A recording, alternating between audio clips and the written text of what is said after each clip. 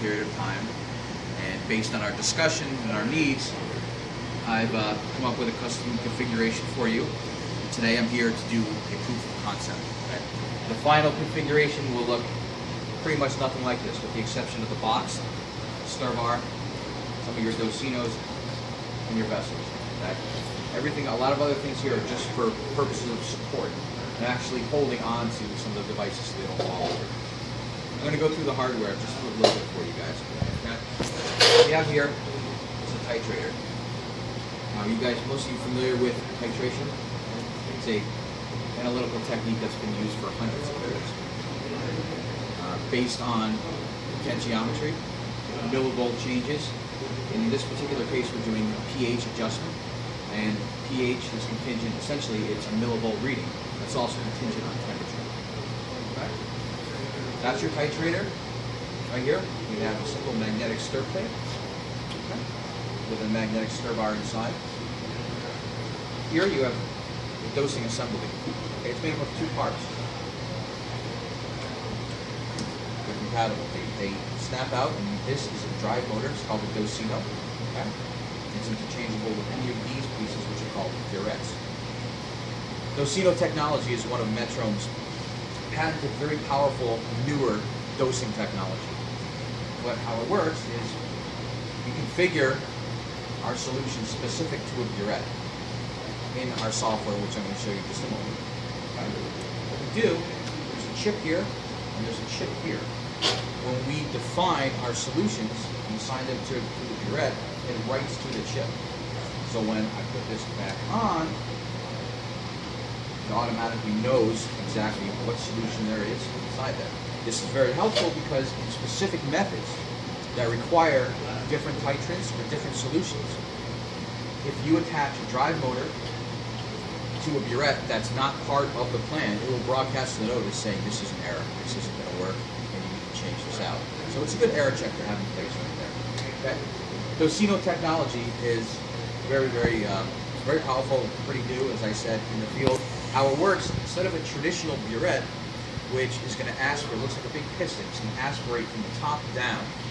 And when you're dealing with liquids and fluids, as you all know, you're going to have an air bubble at the top that always resides there. Okay? What happens is, if you don't flush and flush and flush in advance to eliminate any potential air bubble, what's going to happen is your system is going to dispense, and as it's counting the steps to equivalent to a volume, if it's dispensing air, it's thinking it's dispensing liquid, and you have erroneous results. What we have here is the piston aspirates from the bottom up. So the air bubble, if any, is going to be at the top. So as it dispenses downwards, the air bubble is never introduced into the system with completely accurate results. There's 10,000 steps in this drive motor for extreme precision. Okay. Also, as you can see, it's very space-saving compared to the traditional setup. I don't know if you guys are, again, it's about that big, that high. There's some safety benefits as well. If this were to ever overflow, it's caught right inside a basin. It does not see the inner workings of the titrator, which can fry the boards. Okay. Next, we have regular stir plate, as I explained before, simple magnetic stirring capabilities. We have our delivery tips. This is simply just to deliver solvents or aspirate them out of the vessel. They're attached to an anti-diffusion burette. It's essentially a flapper valve. So the solution can come out, but it can't come back in to eliminate any sources of contamination. Okay.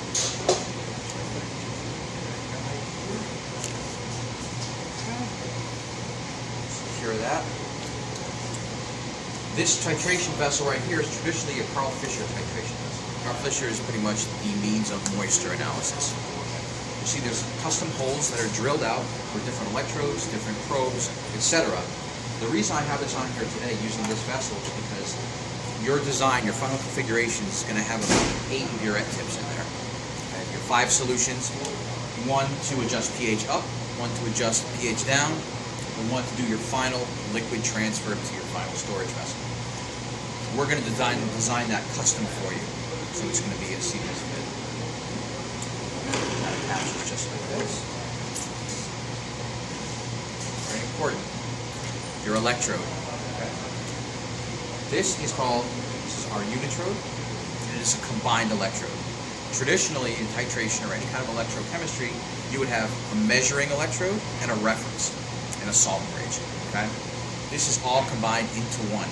Where we have an internal electrolyte, your reference point on some ground glass, your measuring tip at the bottom, and this one, to top it off, has built-in temperature measurement as well. So all three are right there, as we know, to compensate the pH based on the temperature observed. Alright? So, literally, during titration, during any kind of measurement, there's solution, there's a sample that's going through this ground glass, and there's some electrolyte coming out as well. It's just potassium chloride. So that's how the reference and the measurement is done in a single electrode. These O-rings right here, just so it doesn't bottom out at the bottom. I had to rig this a little bit to keep everything serious. These are just another Docino. This one, as you can see, isn't attached to a bottle. Why? Because this is being used, again, just for transfer. So not only can these be used for titration, delivery of solutions, it can also be done for any just standalone liquid handling. Okay, any questions so far on the hardware? Please, anybody, feel free to jump in at any point. Very informative. Is there a flow-through sensor like we had discussed, or is that... Very good question. Okay. Getting back to my initial piece of information, right now, based on what we're doing, we're just doing proof of concept here. Okay? For at the point, at the stage of the project, the potential purchase, I want to get this point across, and then moving forward, if we get closer to an actual acquisition, by all means, be happy to do a complete full-size demo for you. There's two things we're missing for this configuration. Actually, several. 3 or 4. Additional solutions to add. Okay? We're just using 2.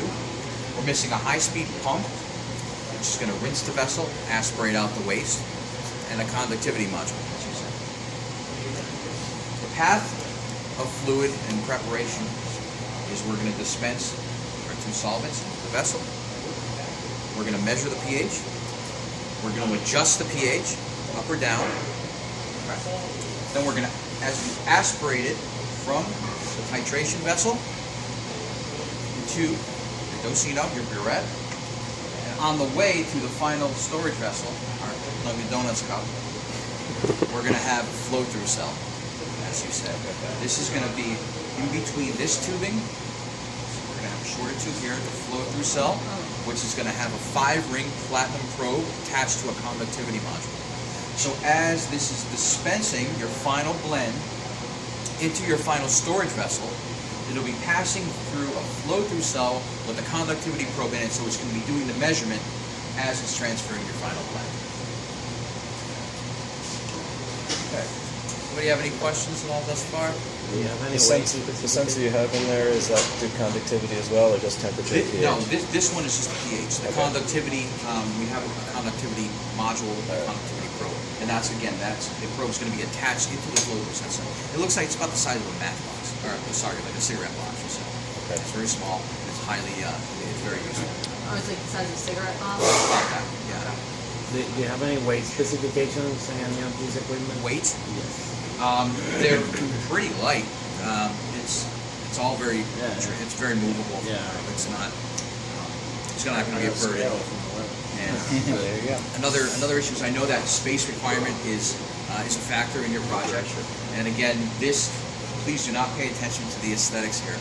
We have several engineers. We have a machine shop in Tampa in Switzerland. We're going to make whatever it takes, custom shelving. We can do it, and we can get everything to fit within your space requirement. That's not a problem. Okay? Any other questions thus far on the hardware, electrodes, anything like that? Beautiful. Okay. Next, my computer, what I have here is our software. It's known as Tiamo, T-I-A-M-O. If any of you speak Italian, you know that means I love you. That's not the true definition as we know it. Tiamo stands for titration and more. Very powerful, very flexible, very user-friendly. What I've done is I've created a method for you that's seamlessly going to integrate into an interface that I've created for you. That we're going to be using variables. The method is going to take the variables I specify in your interface. It's going to apply them to the method of means of transfer and measurement as I had just explained to you. Okay. Should any modifications ever be needed in the methods, we have a team of application support, technical support down in Florida. You can hop on the phone, they'll help you. If you're on the internet, they can do a team viewer. I don't know if you guys are familiar with that, team viewer, Windows Live. Okay. But this is basically built, or you can always just send an email to me, I can modify it, email it back to you in the method. This is built to be robust enough and flexible enough to use the variables specified to accommodate exactly what you're looking for. Okay? So, without any further ado, are we all ready to actually see parts in motion? Yeah, I think so. Okay, great. I'm going to have, once we're done here, we can have you guys come up and take a look at what's going on to see the actual interface. Okay, we can explain a little bit more what's going on. Okay. What I've created in RPI Maroon, we have a few boxes to fill in. Okay, we're going to use our method from a pull down. In this case, it's my second version of your custom buffer method. Sorry, I'm over here. We're going to enter a buffer ID, whether it's a lot number, whether it's your project number, whatever it may be. We'll call this one test. We have the solution volume 1. For our purposes, let's say 40 mils. We have solution volume 2. And on your final configuration, it would be 1 through 5, or 1 through X, however many you'd like. Then we have our final pH to adjust to. In this case, let's try 10. Again, this can go acidic, this can go basic. We're going to have the capability of going up or down, and that'll be seamlessly integrated into the method on which dosing you're doing. Okay?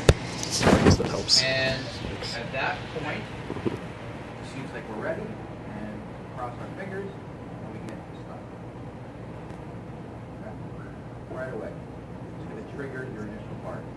Importing 40 mil solution volume 1. We're initiating each burette has a capacity of 20 mils.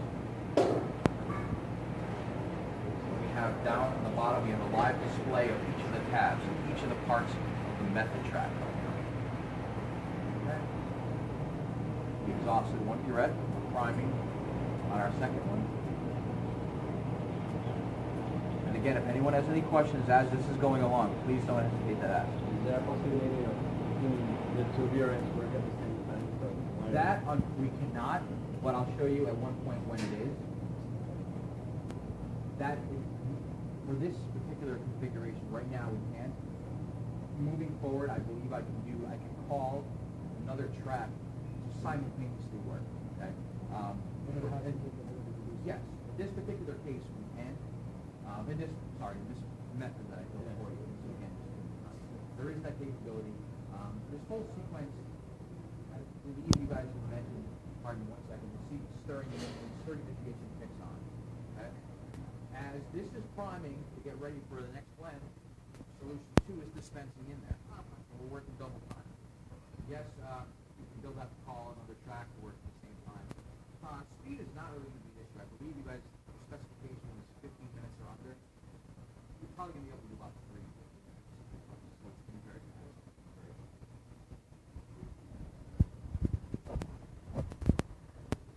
Our second solution is about to dispense the next 20 mil portion. The maximum speed is 3 times the burette volume per minute. And I'm guessing it's not on the map. Oh, it is.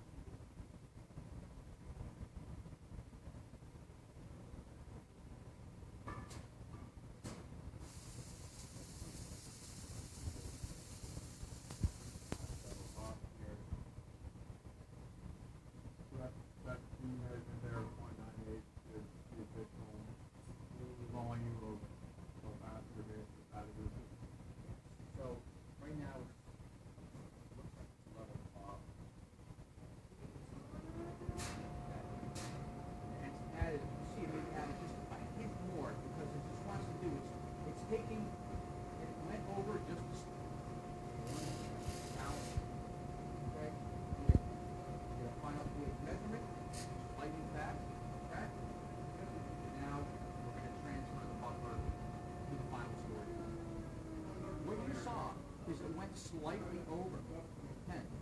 But at pH 10, it's going to be recording that volume. Okay? So it's going to be using the volume it took to get to pH 10, but it went slightly over just to make sure everything is still confirmed. Okay? If it stopped right at 10, there's a little area, there's a little window that it's going to use, but it's going to record the actual 10 volume. So it overcompensated a little bit. It went right. Just to keep going a little bit, it's kind of built in. So now, what it did there is it primed down the piston. That was just putting air into there. Okay. Now, it's taking the volume that we used, 80, 40, 40, and then 0.985 mils is how much of the titrant is used to get to the final pH. Okay? And we're going into our final storage vessel. This will be going through the conductivity cell.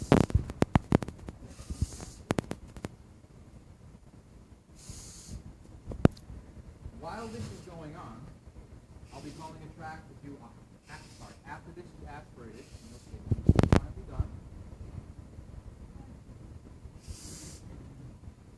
There we go. Do the final pull right here.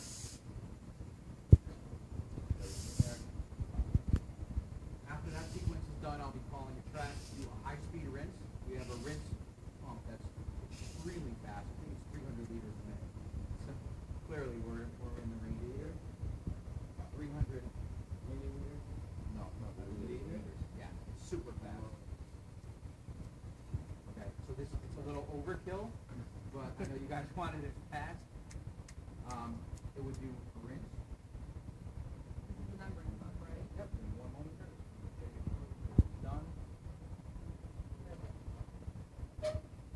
Get back to that normal.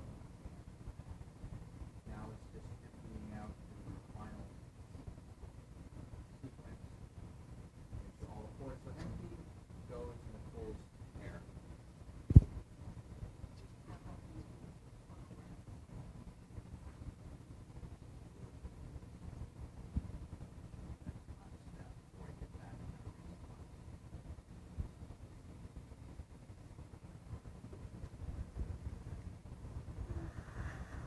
So it's a calculation, inserts into the database right here. You can see you have your date timestamp, you have your name, the method, you have the ID, okay, your sample ID that was made. We have our initial pH. That was the initial pH measured after the solutions were delivered prior to pH adjustment. I don't know if you need that value, but I can put as many values as you like in there. Okay? This one came at 10.045. That was the final, again, final measurement right there, but it was back calculated to use volume to get to 10. And if you needed so, you would have a graph right here, a curve. As you can see, it added, hit 10, and plateaued right there. All right, just like you're looking for, then you just have a final measurement, and that's going to be, it was so quick it didn't even have time to register. It's a super small, short period of time. Okay, so at the end of the day, you have your final pH that you desired, okay, and most importantly is, this is where we're going to be happy to work with you guys to take that data and export to the database that you guys have specified to me. I'm not sure on the details about that, but we can export various types of files to integrate into your informatics system. Okay. Finish the thought I was saying is after this is fully aspirated, we're going to have a high-speed rinse. I'm going to have it do approximately 3 flushes. It's going to dispense, aspirate, stir, aspirate, dispense, stir, aspirate. Finally, I'm going to have it dispense a jar full of water. Okay. Then I'm going to aspirate it through the transfer lines, through the conductivity cell, the flow cell. So everything is completely rinsed out and we're ready right for the next one. About how long would that process take? This entire The process? entire cleaning process that you just described. This is going to be rocket fast. This will take maybe 1 minute. So the whole thing would be like... Yeah, because it can go, if you think about it, you can do 150 mils a minute. It's 3 times the direct volume. Yeah. So it's about a minute. Just to get everything cleaned out. And this is something again that we can optimize. If we know that in one shot or in two pulls, two aspirate and dispenses, that everything is cleaned out and there's no carryover, then we can switch it.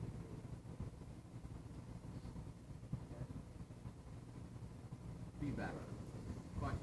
So, okay, thanks. So you said that the pH was off slightly, so I didn't catch the number. How much was it off by It overshot just a little bit by 0.045. Okay, that's within our. But it used, yeah. Yeah, that's within our stent. But that's something that, one thing that wasn't done here is because, again, this is just proof of concept, because the electrode wasn't, I didn't do the full calibration, which takes all of about a minute to do. But again, my point here is to show you guys that a measurement and a pH adjustment, okay, to your desired concentration. This will be on in your final measurement. There's settings in the method to tweak. It's called dynamic settings. I'm not sure if that's familiar with that. Where basically you're going to optimize your addition rate. Then as you get close to your endpoint, you're going to go to your minimal inputs, so you don't kind of overshoot. Right. That addition right there, that's not going to be there. It's going to be exactly what you want. Okay? But at times, again, just give some counting. It will go slightly over. It's not going to register wrong. So how often do you have to calibrate? Good question. That is that's entirely up to you guys. What I recommend is when your results start to be erroneous, okay? I would say these are really reliable, and you're not going to be using something that things that are too caustic or too acidic in there. It sounds like you're not going to go to extreme. You're going to be using dilute nitrates every couple of weeks. Okay. Okay, and it's extremely easy, as I was mentioning to some of you before, during your calibration. It stores your data, okay, with a date timestamp on it, and you can put commands in there, or it reminds you every X amount of weeks, days, however, to remind you to do the additional calibration. Calibration is really simple. We have our Metrohm buffers. They're little salad dressing bags. We just stick the probe right in there, and it recognizes them. You do a width temperature measurement, compensation, plots the slope, plots your y-intercept, and you're good to go. Do you have a question? Obviously, about the, like, I know you said that the tube is screwed on and everything, but, like, for instance, if some, especially, like, I remember, like, set up, taking all, like, screws them in, like, and everything, and if something, for any reason, gets loose, would something in the system, there wouldn't be some automatic notification or whatnot? It's one of the things that just maintenance-wise. Sure. The answer is no, okay? But once again, I'll show the rest of you.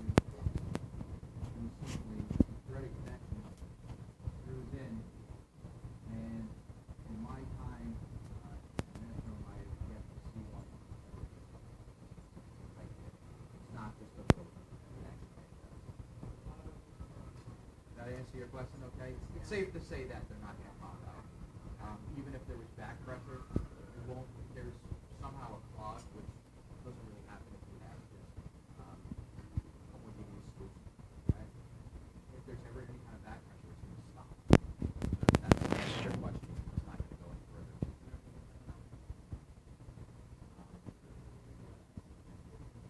I just got one quick question. I know we talked about manual interaction with the system. Besides the computer inputs and obviously the storage container at the end has to be switched out for waste. You said there's Yep. So that would storage have of to be- waste, right? All right. Well, is there anything else that somebody would have to do per run, Good question. like a physical person? would Make have to do? sure that there's solution inside those bottles. That's it. That's it. So that's really the goal here, is to not only provide you with the liquid handling capabilities and pH adjustment to achieve your final pH of your blend, but also to seamlessly integrate this to your interface to allow as little human interaction as possible. Let the machine and the software make the decision for you. They're going to achieve the utmost accuracy.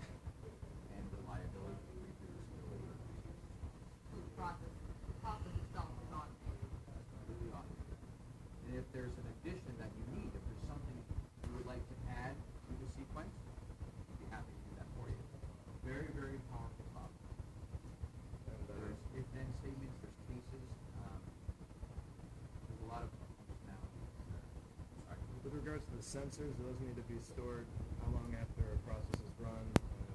Somebody has to come in and pull it out, put it in storage, or is there a mechanism for that? You guys got the best questions. Actually, if you're going to be long-term storage, okay, if you're not going to be using it for, let's say, a week or so, you do you'll be able to pull it right out.